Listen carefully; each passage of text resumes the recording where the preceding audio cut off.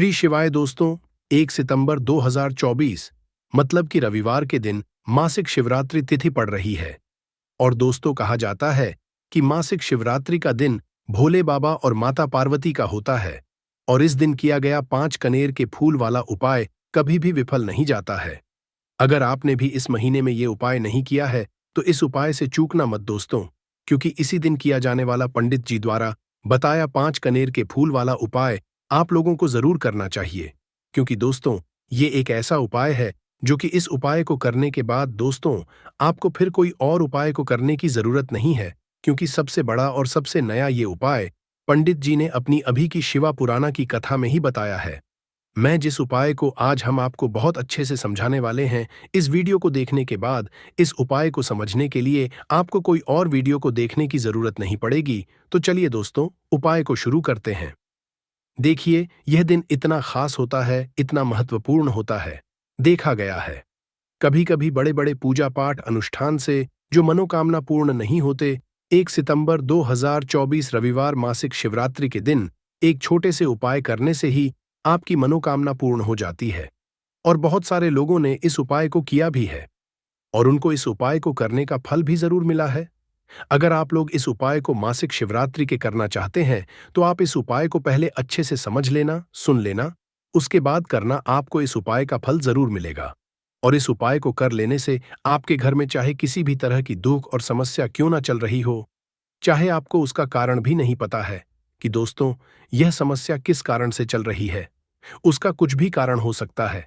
जैसे पितृदोष हो सकता है या किसी भी तरह का मंगल दोष भी हो सकता है, और भी तरह के दोष होते हैं, कुछ भी हो सकता है। पर आपको इस उपाय को करने के लिए आपको अपने दोष को पता लगाने की भी जरूरत नहीं है। बस रविवार मासिक शिवरात्रि के दिन आपको इस 5 कनेर के फूल वाले उपाय को आप लोगों को कर लेना है। यह एक ऐसा उपाय है जिस उपाय को अगर किसी विशेष दिन पर किया जाए तो दोस्तों उस विशेष दिन का जो है वह तो हमें मिलता ही मिलता है। पर हमने उस दिन पर इस कनेर के फूल वाले उपाय को किया है तो उससे भी बड़ा फल मिलता है, और फल बहुत जल्दी मिलता है, क्योंकि आप इस उपाय को बहुत ही बड़े और विशेष दिन पर कर रहे हो। क्योंकि दोस्तों 1 सितंबर 2024 मतलब कि रविवार के दिन मासिक शिवरात्रि तिथि का बहुत ही ज्यादा बड़ा महत्व होता है। इसीलिए दोस्तों आज की इस वीडियो में हम आप लोगों को 5 कनेर के फूल वाला उपाय समझाएंगे, जिस उपाय को करने से अगर आपकी किसी भी तरह की मनोकामना, किसी भी तरह की परेशानी है, सबसे ज्यादा समस्याएं आपके जीवन में ही है। अगर आपको धन हासिल नहीं हो पा रहा है, रुपए पैसे की आपके घर में लगातार दिक्कत परेशानियां चलती चली आ रही है, आपका व्यापार, आपकी नौकरी अगर अच्छे से नहीं चल रहे हैं, जिसकी वजह से घर में लगातार आर्थिक समस्याएं बनी रहती हैं, घर का कोई ना कोई सदस्य अगर बीमार रहता है, आपस में एक दूसरे से लड़ाई झगड़ा होता रहता है, किसी की अगर बनती नहीं है, तो पूज्य जी ने कहा है कि जब आपके जीवन में ऐसी परिस्थितियां आ जाएं कि आप एक एक रुपए खर्च करने से पहले कई कई बार सोचने लगे हो, आपको धन हासिल अगर नहीं हो पा रहा हो, तो आपको सिर्फ और सिर्फ 5 कनेर के फूल से एक ऐसा विशेष उपाय करना है जो आपकी इन सारी समस्याओं को सिर्फ 7 दिन के अंदर ही समाप्त कर देगा। तो चलिए जानते हैं इन विशेष उपायों के बारे में।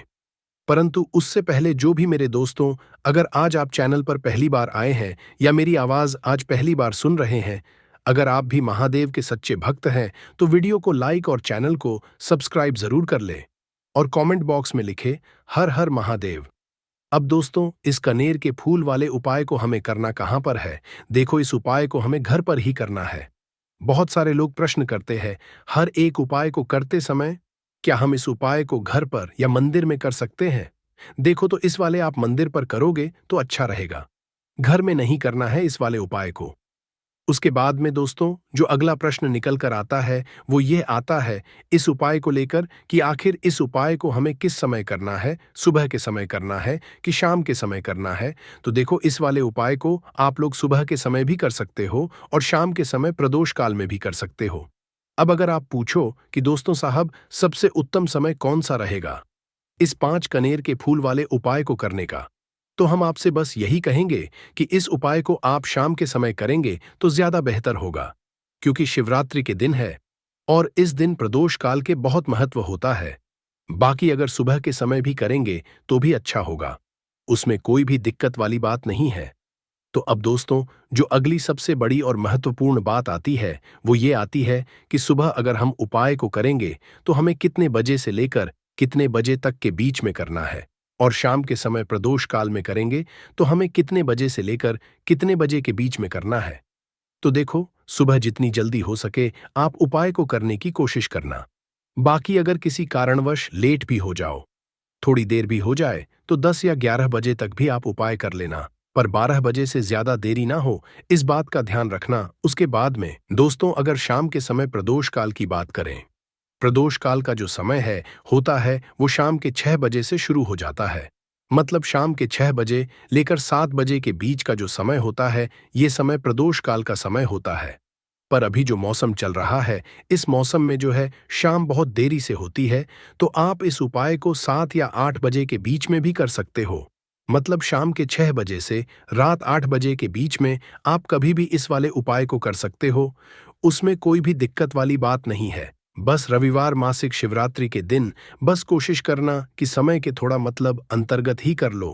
किसी कारणवश अगर ना कर पाओ तो फिर आप थोड़ा देरी से भी कर सकते हो। आपको उपाय का फल जरूर मिलेगा, क्योंकि भगवान शिव उस दिन बहुत ज्यादा प्रसन्न होते हैं सभी भक्त गणों से जो उनको प्रसन्न करते हैं। तो अब हम यहाँ पर समझते हैं उपाय कैसे करना है।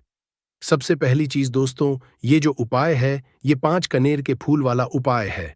तो सीधी सी बात है, इस उपाय में हमें 5 कनेर के फूल तो लेने ही लेने पड़ेंगे।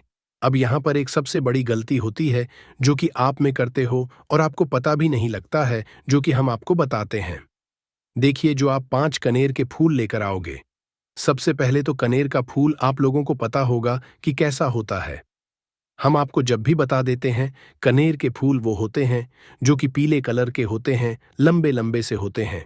आप लोगों ने देखे भी होंगे, आप लोगों ने जो थंबनेल में फूल देखा हुआ था वही कनेर का फूल होता है। तो आप लोगों को वैसे ही 5 कनेर के फूल लेकर आने हैं। ये कनेर के फूल आप लोगों को आसानी से मिल जाते हैं, बस आपको इसका पेड़ ढूंढना होता है और बहुत सारे फूल उसमें लगे हुए होते हैं, कुछ भी कमी नहीं होती है। बस दोस्तों, आपको यहाँ पर ध्यान इस बात का रखना है कि अगर ये 5 कनेर के फूल जो है, मतलब कनेर के फूल का पेड़ जो है कहीं बाहर लगा हुआ है, वो किसी के अंडर में नहीं लगा हुआ है, किसी का वो पेड़ नहीं है, तो आप बिना पूछे ही वहां से कनेर के फूल तोड़कर ला सकते हो। पर अगर कोई सा कनेर का पेड़ किसी के अंदर लगा हुआ है और आपको वो कनेर के फूल उसके घर के अंदर से चाहिए, तो दोस्तों उससे पहले पूछना कि दोस्तों हम जो है आपके पेड़ में से 5 कनेर के फूल लेकर, दोस्तों पहले उससे पूछना, क्योंकि ये वाले 5 कनेर के फूल आप लोग ले रहे हो, ये उपाय के लिए ले रहे हो। और भगवान शिवाजी को उपाय जब हम करते हैं तो दोस्तों पूर्ण रूप से जो है हम पूरे विधि विधान से करते हैं। तो इसीलिए अगर आप किसी के घर में के अंदर जो पेड़ लगा हुआ है, कनेर के उस पेड़ से अगर ये फूल ले रहे, तो दोस्तों पहले उस घर के मुखिया से पूछ लेना कि हम आपके पेड़ से कनेर के फूल लेकर, अगर वो बोल देता है तो दोस्तों उसके बाद आप उसके पेड़ से 5 कनेर के फूल ले लेना। अगर कोई कनेर का पेड़ जो है ऐसे ही बाहर लगा हुआ है, खुले में लगा हुआ है, उस पर किसी का भी कब्जा नहीं है, तो दोस्तों वो आप जो है बिना पूछे भी उस पेड़ में से तोड़ सकते हो। पर किसी के घर के अंदर लगा हुआ है तो वह उससे शकर ही 5 कनेर के फूल उसके पेड़ में से लेना। अब आपके पास 5 कनेर के फूल भी आ चुके हैं। अब दोस्तों, कनेर के फूल के साथ में क्या हमें सीधा उपाय करना है या कुछ सामग्री भी लेकर जाना है? तो देखो, मासिक शिवरात्रि के दिन कोई भी उपाय जब हम करते हैं तो सीधा हम उपाय जाकर नहीं करते हैं। उससे पहले हम भगवान शिव जी की पूजन अर्चना भी करते हैं। तो देखो, अगर यह उपाय आप सुबह के समय कर रहे हो, प्रातः काल कर रहे हो, तो आप लोगों को अपने साथ में कम से कम 1 लोटा जल तो जरूर लेकर जाना है। मासिक शिवरात्रि का दिन रहेगा, वैसे ही माताएं बहन अपनी पूजन सामग्री लेकर जाएंगी, तो उन लोगों के लिए कोई दिक्कत नहीं है जो प्रतिदिन शिव जी के मंदिर जाते हैं या मासिक शिवरात्रि के दिन अपनी पूरी पूजन सामग्री लेकर जाएंगे। दोस्तों वो वैसे के वैसे ही लेकर जाए, ये बात उनके लिए है जो कुछ भी लेकर नहीं जाएंगे। दोस्तों वो बस 1 लोटा जल तो जरूर लेकर जाए। अगर वह इस उपाय को 5 कनेर के फूल वाले उपाय को कर रहे हैं, उसी के बाद में दोस्तों शाम के समय की बात करें, तो दोस्तों शाम के अगर आप लोग इस 5 कनेर के फूल वाले उपाय को कर रहे हो, तो अपने साथ में एक गोल बाती का घी का दीपक जरूर लेकर जाना। जो घी का दीपक लोगे वो आटे का होना चाहिए। आटे का होने के साथ में उसके अंदर गोल बाती रखी जाएगी। वो गोल बाती आप अपने हाथों से बनाओगे तो ज्यादा बेहतर होगा। साथ ही में उस दीपक के अंदर जो चीज डालोगे वो डालोगे शुद्ध देसी गाय का घी। उसके अंदर शुद्ध देसी गाय का घी ही डालना, न भैंस का डालना, न मिलावटी बाजार का घी डालना। इस बात का भी आप लोग ध्यान रखना। अगर आपको उपाय का पूर्ण फल चाहिए तो दोस्तों करना क्या है, देखो सुबह अगर उपाय कर रहे हो ना, तो अगर 12 बजे तक भी उपाय करोगे तो भी कोई दिक्कत वाली बात नहीं है, आप कभी भी कर सकते हो। रविवार मासिक शिवरात्रि का दिन बार बार नहीं आता है। आपको पहुंचना है सबसे पहले तो अपने घर के पास में जो शिव मंदिर हो, शिवालय हो, जहां पर शिवलिंग विराजित हो, वहां पर आप लोगों को पहुंच जाना है। अब वहां पर पहुंच करके सीधा हमें जाकर नहीं करना। हाँ, आपको पहले अपना शिव जी के मंदिर के अंदर प्रवेश करना है, भगवान शिवाजी के दर्शन करना है। पहले आपको अपनी अपनी पूजन अर्चना करनी है।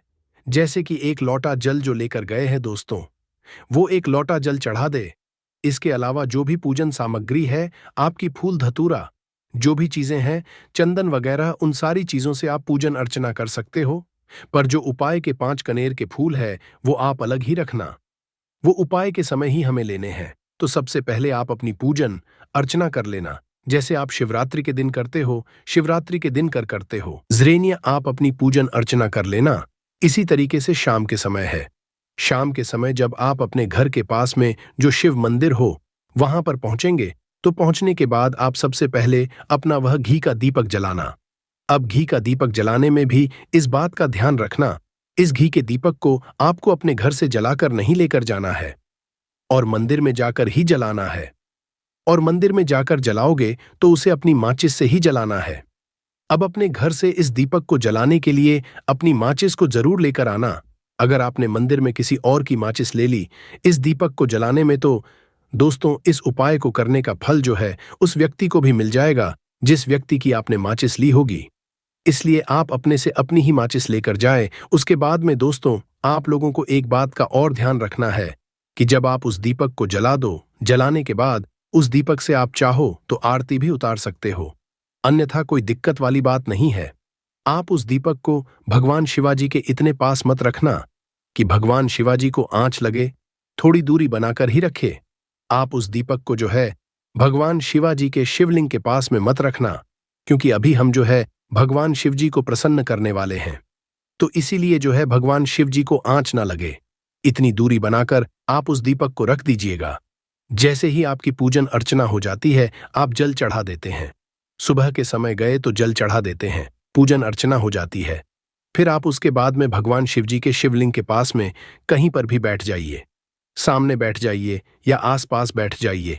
उसी तरीके से शाम के है दीपक जैसे ही लग जाए तो दोस्तों आप अपना उपाय को यहाँ पर कर सकते हैं। और उपाय को करने से पहले आप अपने वह 5 कनेर के फूल निकाल लीजिए, क्योंकि अब हम यहाँ पर उपाय को करने वाले हैं। उपाय को करने के लिए आप शिवलिंग के सामने भी बैठ सकते हैं, आसपास भी बैठ सकते हैं, कोई दिक्कत वाली बात नहीं है। अब हमारे पास 5 कनेर के फूल हैं, तो सीधी सी बात है कि इन 5 कनेर के फूलों को हमें 5 अलग अलग जगहों पर यहां पर चढ़ाने हैं। अब वो 5 अलग अलग कौन सी है वो हम आपको बताते हैं। देखिए अपने कनेर के फूल आप अपने सामने निकाल कर रख लीजिए। अब 5 कनेर के फूल में से सबसे पहला वाला कनेर का फूल आप लोग उठाइए और पहले वाले कनेर के फूल आपको कहां पर चढ़ाना है, वो आपको चढ़ाना है भगवान शिवजी की शिवलिंग के ऊपर जो गणेश जी वाला स्थान होता है वहां पर। अब भगवान शिवजी के शिवलिंग के ऊपर गणेश जी वाला स्थान कहां पर होता है, भगवान शिवजी की शिवलिंग होती है, शिवलिंग की जलाधारी होती है। जलाधारी का जो हैंड साइड होगा, मतलब शिवलिंग की तरफ से खड़े होकर देखना कि भगवान शिवजी का सीधा हाथ कौन सा है, राइट हैंड साइड कौन सा है। उस राइट हैंड साइड पर आपको ये पहले नंबर का कनेर का फूल समर्पित करना है। और जो फूल का खिला हुआ भाग होगा ना, वो शिवलिंग की तरफ करके ही आप लोग जो है इस पहले नंबर के फूल को भगवान गणेश जी वाले स्थान पर समर्पित करना, जलाधारी के राइट हैंड साइड पर। अब दोस्तों निकाल लेना अपना दूसरे नंबर का कनेर का फूल। अब दूसरे नंबर के फूल को आपको कहां पर समर्पित करना है, यह आपको समर्पित करना है भगवान कार्तिकेय जी वाले स्थान पर। अब गणेश जी वाला स्थान राइट हैंड साइड पर होता है, तो कार्तिकेय जी वाला स्थान लेफ्ट हैंड साइड पे होता है। जलाधारी के ऊपर है, तो जलाधारी के ऊपर जो लेफ्ट हैंड साइड का जो हिस्सा है वहां पर कार्तिकेय का स्थान है। तो इस दूसरे नंबर के फूल को आप वहां मतलब वहां पर समर्पित कर देना और भगवान से प्रार्थना कर लेना। और फूल का खिला हुआ भाग शिवलिंग की तरफ ही होना चाहिए। अब बात आती है तीसरे कनेर के फूल की। तो तीसरे कनेर के फूल को भी आपको लेना है और इस तीसरे कनेर के फूल को आपको माता अशोक सुंदरी वाले स्थान पर समर्पित करना है। अब ये माता अशोक सुंदरी का स्थान कहाँ पर होता है? दोस्तों, ये जो स्थान होता है ये जलाधारी के बिल्कुल बीचों बीच में होता है। आपने पहला फूल भगवान गणेश जी वाले स्थान पर चढ़ाया, दूसरा फूल कार्तिकेया जी वाले स्थान पर चढ़ाया, अब ये तीसरा फूल है। इन दोनों फूलों के बीचों बीच चढ़ेगा, मतलब जहां पर माता अशोक सुंदरी जी का स्थान होता है, खिला हुआ भाग शिवलिंग की तरफ करके ही जो है इस तीसरे नंबर के फूल को आप समर्पित कर देना माता अशोक सुंदरी वाले स्थान पर। अब बात आती है चौथे नंबर के फूल की। तो दोस्तों, जो चौथे नंबर का फूल होगा ये आप लोगों को कहां पर समर्पित करना है? ये आप लोगों को समर्पित करना है भगवान शिव जी की शिवलिंग के ऊपर जो एक पात्र टंगा हुआ होता है जिससे बूंद बूंद करके जल टपकता है, जिसके अंदर शिव की 5 बेटियों का स्थान होता है, जाया, बुशेरा, शामलीबारी, दोतली और देव। उस पात्र के अंदर जो है आप लोगों को क्या करना है, ये चौथे नंबर के फूल को समर्पित करना है। अगर किसी कारणवश आपका वह पात्र जो है शिवलिंग के ऊपर जो पात्र टंगा होता है जिससे बूंद बूंद करके जल टपकता है, अगर वह पात्र उपस्थित ना हो तो फिर आपको क्या करना है कि शिव जी की 5 बेटियों का नाम लेकर जाया, बुशेरा, शमली बारी और देव का नाम लेकर जो है इस चौथे नंबर के फूल को आपको जलाधारी के ऊपर ही कटी शिवलिंग का जो कटी भाग होता है, मतलब जलाधारी के ऊपर ही जो भाग होता है वहां पर समर्पित कर देना है इस चौथे नंबर के फूल को। उसके बाद में दोस्तों बात करते हैं आखिरी नंबर के 5वें नंबर के फूल को, जो कि आखिरी फूल है हमारा। इस 5वें नंबर के फूल का आपको क्या करना है? अगर आपके मतलब जिस मंदिर में आप गए हो वहां पर अगर त्रिशूल लगा हुआ है तो दोस्तों त्रिशूल का एक मध्य भाग होगा जहां से वो त्रिशूल के तीनों भाग निकले हुए होंगे। तो आपको वो त्रिशूल का एक मध्य भाग देख लेना है। उस मध्य भाग पर आपको इस 5वें नंबर के कनेर के फूल को छुआना है, स्पर्श कराना है और स्पर्श कराने के बाद इस 5वें नंबर के फूल को आपको क्या करना है, भगवान शिवाजी की शिवलिंग के ऊपर समर्पित कर देना है। अब दोस्तों, अगर वह जो त्रिशूल भी ना हो तो आपके मंदिर उपस्थित ना हो तो आप सीधा सीधा ये जो 5वें नंबर का कनेर का फूल है या भगवान शिवाजी की शिवलिंग के ऊपर समर्पित कर देना। बस ध्यान इस बात का रखना कि जो खिला हुआ भाग है फूल का वो सामने की तरफ होना चाहिए, जलाधारी की तरफ होना चाहिए और डंडी का जो भाग है वो शिवलिंग के पीछे की तरफ होना चाहिए फूल का। तो इस बात का आप लोगों को ध्यान रखना है। जैसे ही आप लोग को ये 5 फूल समर्पित कर देते हैं तो वहीं पर भगवान शिवाजी के शिवलिंग के पास में जो है हाथ जोड़कर विनती कर अपनी वह मनोकामना बोलना, जिस मनोकामना के लिए आप लोग ये वाला उपाय कर रहे हो। अपनी वह दुख और समस्या बोलना जिसके लिए आप लोग अपना ये वाला उपाय कर रहे हो। अपनी किसी भी एक मनोकामना के लिए ये वाला उपाय करना। 2-3 मनोकामना एक साथ मत बोलना, कोई भी एक मनोकामना बोल देना अपने 5वें नंबर के फूल को चढ़ाने के बाद और चढ़ा दो। तो दोस्तों 2 मिनट भगवान का जाप करना और अपने घर चले जाना है। पूज्य कहते हैं कि जो भी व्यक्ति इस तरह से ये उपाय कर लेता है उसकी सभी मनोकामनाएं पूरी हो जाती हैं। तो हमें भी अच्छा लगता है, हमें भी पुण्य की प्राप्ति होती है। तो आइए इस वीडियो में जानते हैं अमर बेल के बारे में विभिन्न तरह की कुछ विशेष जानकारी। वैसे तो अमर बेल की जो लता होती है ये बबूल नाम के वृक्ष पर सबसे ज्यादा होती है, लेकिन जो ज्यादा प्रभावी कहे हुए आम के पेड़ पे अर्थात आम के वृक्ष में रह जाने वाले अमर बेल, इसी के साथ जो पीपल के वृक्ष में अमर बेल उगी होती है वो भी चमत्कारिक गुणों से बहुत ही भरपूर होती है। अगर आप तंत्र की दृष्टि से देखें, धार्मिक दृष्टि से देखा जाए, धर्म की दृष्टि से देखा जाए तो जो जंगल के अमर बेल होती है वह धार्मिक और तंत्र में उपाय होती है। बाकी अगर आपके घरों के आसपास में जो अमर बेल पाई जाती है वो आयुर्वेद में ही उपाय होती है। वीडियो को ध्यान से देखिएगा और कमेंट बॉक्स में जय हिंद, जय आयुर्वेद जरूर लिखें, क्योंकि हमें गर्व होना चाहिए कि भारत भूमि में इस तरह के लता पेड़ पौधे आज भी हमारे बीच में हैं जो कि हमें कई तरह से फायदा पहुंचाते हैं।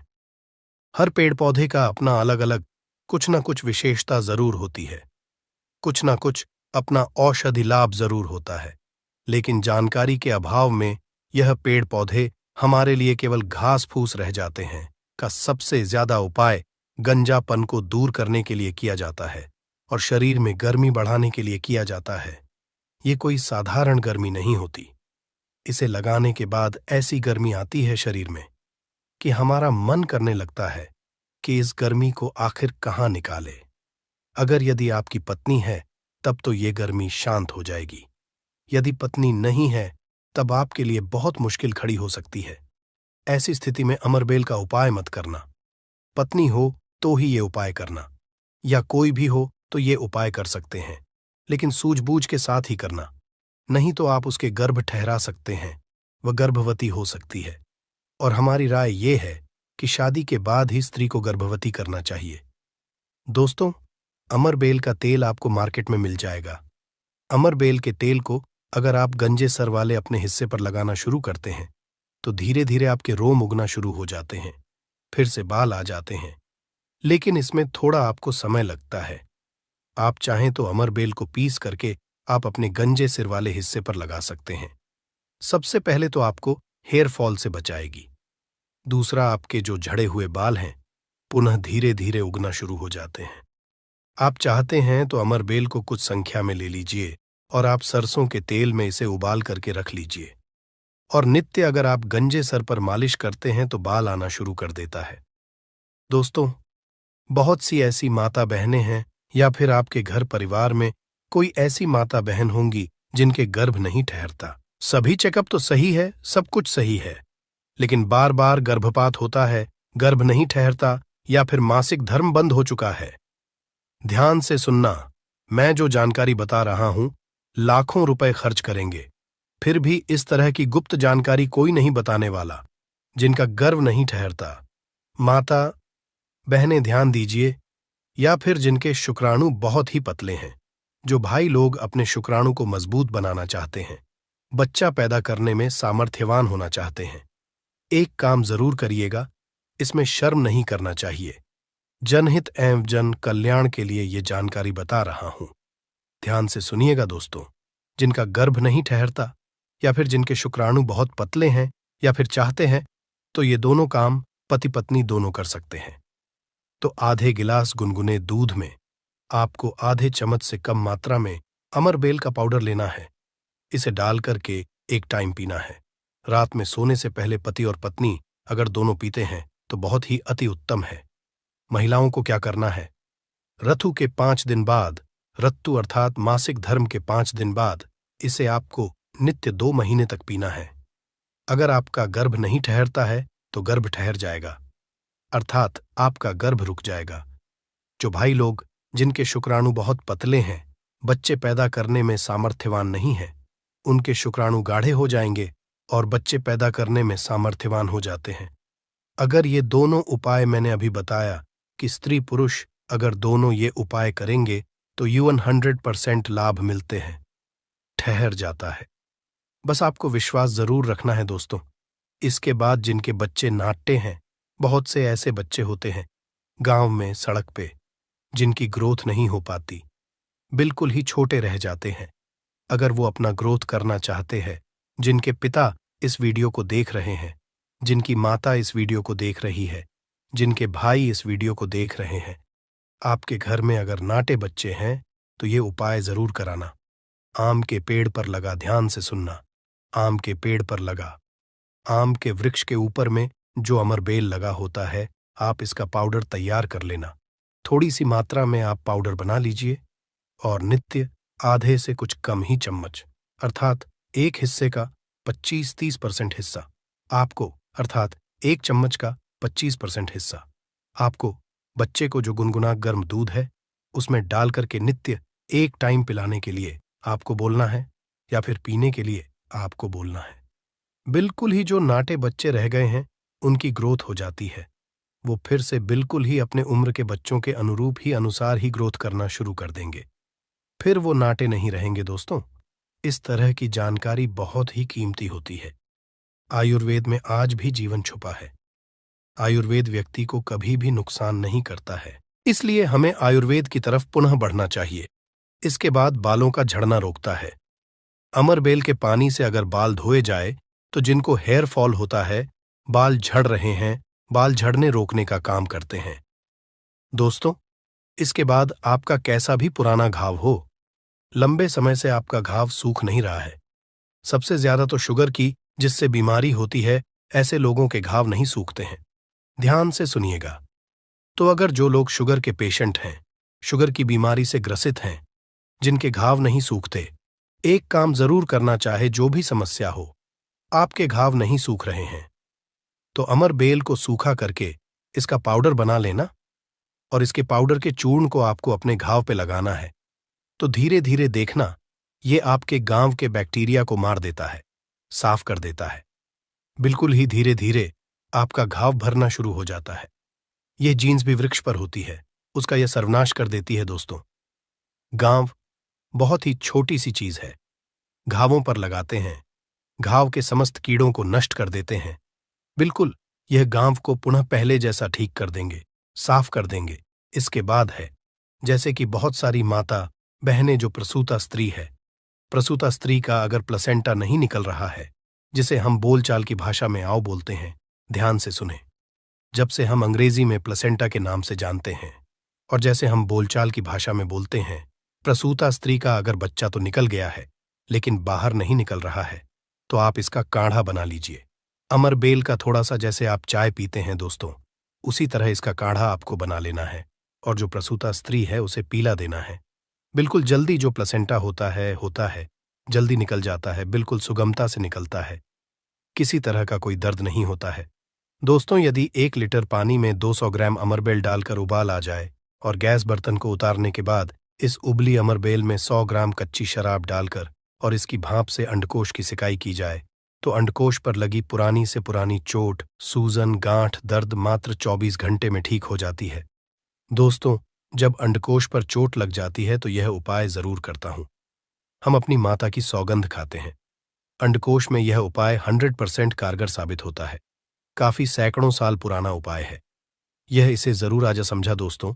यदि उबली हुई अमरबेल को पीसकर इसका लेप अपने नीचे वाले हिस्से पर यदि लगाए, तो साइज में प्रगति होती है। 10 गुना तेजी से साइज बढ़ जाता है और आपका हिस्सा मोटा भी हो जाता है। हम नाम नहीं लेंगे, आप इशारों में समझ सकते हैं हम किसकी बात कर रहे हैं। फिर आप किसी को भी खुश कर सकते हैं। दोस्तों, अमरबेल बांझपन, नपुंसकता को जड़ से समाप्त करती है। बस आपको सही तरीके से इसका इस्तेमाल आना चाहिए। यदि कोई भी पुरुष उबली हुई अमर का पानी घोले के तेल में लगाकर अपने नीचे वाले हिस्से पर यदि लगाता है, इससे मालिश करता है, तो ऐसी गर्मी पैदा होती है जिसके कारण सामने वाला भी आपकी गर्मी से जल सकता है। ये आप तब करें जब आपका पार्टनर हो। यदि आपका पार्टनर नहीं है, आपकी पत्नी नहीं है, तो ये उपाय मत करना। नहीं तो आप किसी के साथ भी गलत कर सकते हैं, या आपका कोई साथी है तो यह कार्य कर सकते हैं, लेकिन आपकी गर्मी के कारण आपका साथी भी जल सकता है। थोड़ा सावधान रहें को बहुत कम मात्रा में इस्तेमाल करना। हफ्ते में 1-2 बार यदि डेली इस्तेमाल करोगे तो आप इसकी गर्मी के कारण पागल हो सकते हैं। वो वाला पागल नहीं, गर्मी वाला पागल। दोस्तों, मैंने आप लोगों को इसका आयुर्वेदिक उपाय बता दिया है। चलिए मैं आप लोगों को इसका तांत्रिक उपाय बताऊंगा, इसका धार्मिक उपाय बताऊंगा, क्योंकि ये भी जानना बहुत बेहद जरूरी है। अमरबेल से व्यक्ति भूत, भविष्य, वर्तमान जान सकता है। जो जंगल की अमरबेल हो, पीपल के वृक्ष पर लगी की अमरबेल हो। ठीक है, आपको अपने ग्रामीण इलाकों की अमरबेल का उपाय नहीं करना है, जंगल की अमरबेल का उपाय करना है। तो पीपल के वृक्ष पर लगी जो जंगल की अमरबेल होती है, अगर आप इसे निमंत्रण देकर के लाते हैं, निमंत्रण के समय बोलना है कि मैं भूत, वर्तमान, भविष्य की जानने के लिए आपको ले जाने आया हूं। शनिवार के दिन निमंत्रण दे आना है। रविवार के दिन प्रातःकाल आपको सूर्योदय से पहले ले आना है, और आप इसे तकिए के नीचे में रखिए। 7 दिनों के आप देखना, आपके भूत और भविष्य ये बताना शुरू कर देते हैं, अर्थात स्वप्न के माध्यम से आपको भूत और भविष्य दिखना शुरू हो जाता है।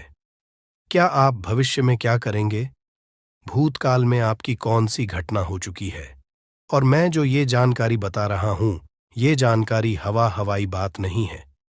काफी सारे लोगों ने लाभ लिया है, अर्थात काफी सारे लोगों ने इसका उपाय भी किया, उन्हें 100% लाभ भी मिला है, क्योंकि इस चैनल में वही जानकारी बताई जाती है जो जानकारी सरल हो, में आपका लाभ छिपा हो।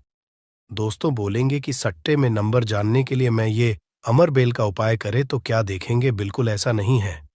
हाँ, आपको निकट भविष्य में, भूत भविष्य, वर्तमान में जो होने वाली घटना है उसे बिल्कुल ही दिखाता है दोस्तों। इसके बाद ऐसा समझा जाता है कि अमर बेल को अगर शत्रु के घर में फेंक दिया जाए तो शत्रु के धन का नाश कर देता है, उनका सर्वत्र नाश कर देता है। जी हाँ, बिल्कुल ही। अगर विधिवत चामुंडा मंत्र सिद्ध करके, चामुंडा मंत्र से सिद्ध करके अगर अमर बेल को शत्रु के घर में फेंक दिया जाए, चामुंडा मंत्र आपको बिल्कुल ही गूगल पे मिल जाएगा। कोई भी चामुंडा मंत्र प्राच सकते हैं, इसमें कोई निर्धारित नहीं है। चामुंडा मंत्र अर्थात काली माता के मंत्र। तो चामुंडा मंत्र से अगर इसे अभिमंत्रित करके शत्रु के घर में फेंका जाए तो ये शत्रु के धन नाश कर देती है, शत्रु का सर्वनाश कर देती है। दोस्तों, अमरबेल को आपको साधारण नहीं है। अमरबेल ये कहा जाए तो एक तरह की व्यक्ति को करोड़पति कर सकती है। ऐसा कहा जाता है विधि विधान। अगर विधिपूर्वक गुरु पुष्य नक्षत्र में, रवि पुष्प नक्षत्र में अमरबेल को निमंत्रण देकर के लाया जाए और इसे निमंत्रण देकर के लाने के बाद अगर आप इसे एक लता की भांति खाली जगह आपके घर में, जहां पे खाली जगह हो या फिर बगीचे में खाली जगह हो, वो वहां पे लगाते हैं, तो जैसे जैसे इनका ग्रोथ होना शुरू होता है, जैसे जैसे इनका आकार बढ़ना शुरू होता है, आपके जीवन में धन, दौलत, सुख, शांति एवं धन की देवी मां लक्ष्मी अर्थात पैसों की वृद्धि आपके जीवन में होना शुरू हो जाती है। तो आशा करता हूं कि अमरबेल के बारे में जो आयुर्वेदिक एवं धार्मिक उपाय बताया हूं, यह उपाय आपके जीवन में मंगलमय एवं कल्याणकारी साबित जरूर होंगे। एक लायक जरूर करें। विधि विधान: अगर विधि पूर्वक गुरु पुष्य नक्षत्र में